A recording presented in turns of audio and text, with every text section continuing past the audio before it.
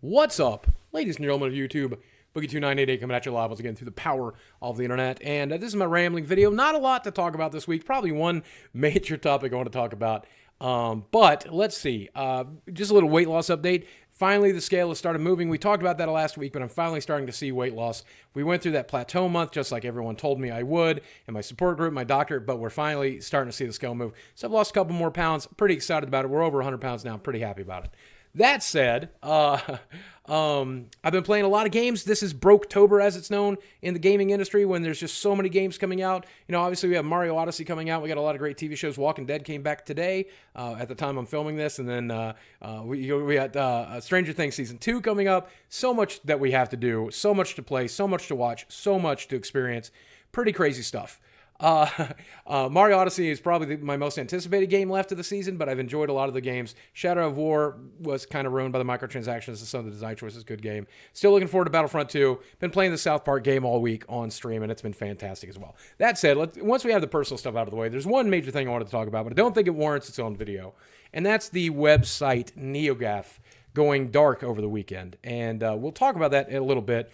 First, I want to make sure people know what Neogaf was and what my experiences was with that board. Back when I first started the YouTube career and I started to get to know people in the industry, they all kept telling me, you should get on Neogaf, you should get on Neogaf, you should get on Neogaf. It's a great place to be. And what it used to be, it's definitely not anymore, but what it used to be was a message board for the gaming industry, game developers and people who work in the industry and fans of the industry and people who write publications and stuff like that about video games to come and to discuss video games and the things that were going on. I got banned from the board about 2 or 3 months after it happened, which just happened to coincide with that whole Gamergate movement thing. And I can't in this video or in any video really get you caught up on what Gamergate was. There's a lot of things that Gamergate was and a lot of things that Gamergate weren't that you may have misconceptions about. But I did not act quickly enough to condemn everyone involved in Gamergate. Obviously, I condemn anybody who is harassing another person, doxing another person, sending death threats to another person, sending things to their homes, making them feel unsafe and miserable. Obviously, I condemn that, but there were things about the Gamergate movement that I felt were separate from that. And I would discuss that frequently on the Neogaf board that actually got me banned from Neogaf. Now, that's not the only reason I got banned from Neogaf. I was constantly getting criticized over there, and when I would get criticized over there, I would defend myself as part of the reason. And whenever I would defend myself, I would talk about how much I just wish people would leave me alone. I don't understand why people are so negative towards me there. It was really weird. It was at a time where my anxiety disorder was much worse, and I was a much weaker person. But anyway, long story short, when I got banned, they gave me this note, this message. Your time at Neogaf has been spent consistently apologizing for and disingenuinely ignoring the actions of a movement of harassment and hate, while diverting as much attention as possible away from the issue at hand and towards yourself. You are not a victim here for being thought less of in your tacit support of a disgusting and illegal behavior. And obviously, I would say over and over again, the illegal stuff, I obviously condemn. Obviously, anybody with half a brain condemns it. Individually, standing up for victims continues to receive thousands of hate messages and death threats, and a third member of the video game industry is forced out of her home and into hiding. People you claim are your friends are leaving social media behind in the wake of mass harassment by the movement you are championing. These are your people. This is your movement. I don't know how they connected me to those people. I still never fully understand it. There were gamers that I cared about. There were people who played video games that I cared about. But if you were doing that kind of shit, I always condemn you. If you were doing that kind of stuff, even right up to the point that you're sending hate-filled messages on Twitter, and that, you really shouldn't do that stuff, and I think you should not do that. I've always felt that way, been very obvious about it. Also, so do all thinking and feeling humans.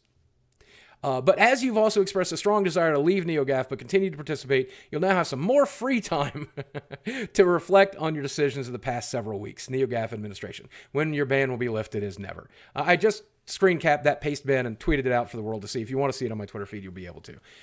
And I'll tell you that really hurt me because Neogaf had been built up to be this jury of my peers, and my peers were finding me to be unwanting and kind of crappy and kind of a bad person, and that sucked. And of course, it does cause self-reflection. There were things that I could probably improve on, but a lot of the things that they wanted from me were not in my nature.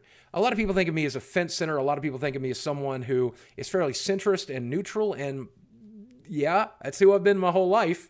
And so it's really hard for me to get worked up and angry about the outrage of the day. I tend not to do that. And that's what they wanted from me. And it's not something I was capable or willing to do. Certainly not capable of doing, but definitely not willing as well. That said, along with that ban message, a few other people in the gaming industry, one who I've named and shamed in the past, by the way, but we have since made amends, they threatened me saying that, one day we will have to connect a face to Gamergate, and we would love to connect a famous face like yours. Do you want that? Oh, no. Someone else said that they would blacklist me from all the different publications. They would make sure I would never be spoken about again. They would make sure the entire industry knew my name and no one would talk about me, and I would be related as a filthy, disgusting Gamergator. And obviously, I don't want that. And then another person said that they would dig up all of the dirt on me, every piece of dirt there was, and make sure that the world knew every terrible thing I'd ever done. And surprise, surprise, there's not a lot. So if they ever dug it up, I'm pretty much an open book. You guys have heard it in videos before. So, I guess they never found anything because that never happened. Fast forward to this weekend, the website has been shut down. Maybe temporarily, looks like permanently. And the reason of this is because the owner of the website has allegedly done some inappropriate inappropriate to a female. Allegedly. I don't know. I wasn't in the room. I have no clue. That's the rumors that are circulating. Some woman has spoken out against that person. And I believe it to be the second time someone has spoken out against his misdeeds in this area. And what was so interesting about Neogaf is it was a very progressive board, to the point that a lot of people would consider it to be an echo chamber. A lot of people would consider it to be extremist. They were very upset with JonTron when JonTron said the things he said. I was very upset with JonTron when JonTron said the things he said, for example, but other smaller causes as well. Really crazy, frustrating stuff. And for some of us who are progressive, maybe not as progressive as them, maybe to the extremist level of progressive. And maybe when it came to the banning, they were overly heavy-handed, banning a lot of people that maybe just had a dissenting opinion or didn't feel as strongly about stuff. And it became known for that synonymously. And it's interesting to me that message board would be run by someone who is up to bad behaviors in their life. They're very progressive, openly, and protective of women, openly on the internet and that kind of thing. And I think that's good. I think that's a good thing to do, maybe not to the extent that they did it where they're banning every dissenting opinion. I think discussion is warranted sometimes, but that's fine. However, what really matters is what you do in your real life. What really matters is how you treat the women in your real life or the people in your real life, I think. It doesn't matter what you preach on the internet. It doesn't matter what you scream about. It doesn't matter what signals you throw up or things you quote on the internet. I do a lot of that myself, to be honest with you. Not necessarily like the white knighting, I guess, or any of that kind of thing. But I do try to speak morally on the internet about being a good person. And I have room for improvement myself, so I feel like I know what I'm talking about when I talk about this. I could do better with my family and friends and my wife and so on and so forth. I could definitely do better. I've never been accused of sexual allegations. So I feel pretty good about that. I know I'm being a little smarmy here, and I apologize, but this one really hurt me, and I feel a certain level of vindication today that I'm not afraid to share. And I'll allow me to continue to discuss that, if that's okay. To see that this person has been caught for doing what they do is awesome. If it's true, which, again, you always have to take it with a grain of salt with this stuff, but I tend to believe women when they speak. Most people should, I think. It's a very scary and dangerous thing to speak up, and so I believe her. I don't know. Again, I wasn't in the room, but I believe her. And I think it's good to see someone with that kind of comeuppance do.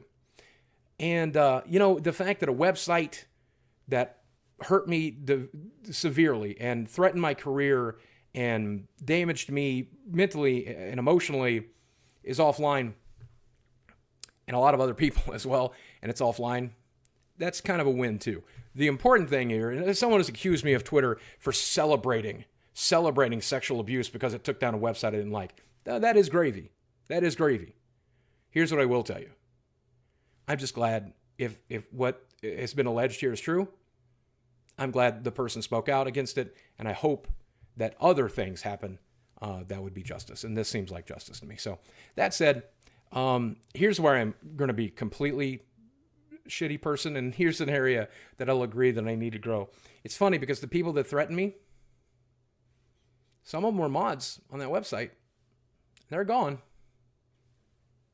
And I'm here. So maybe I'm not as bad as you thought. Just saying. Just saying. All right, that's going to be it for this week. That's my gloating section for this week. Oh, I'm sorry. I feel like an asshole. I don't know. I'll probably still upload this. Feel free to call me an asshole in the comment section below because I'm probably being one. And I can only imagine what the Neogaf thread on this one's going to be like. Oh, wait. Oh, I guess that's one less thing I have to tell my therapist about all the time is the shitty things they're saying about me on that website. Guys, thanks for watching.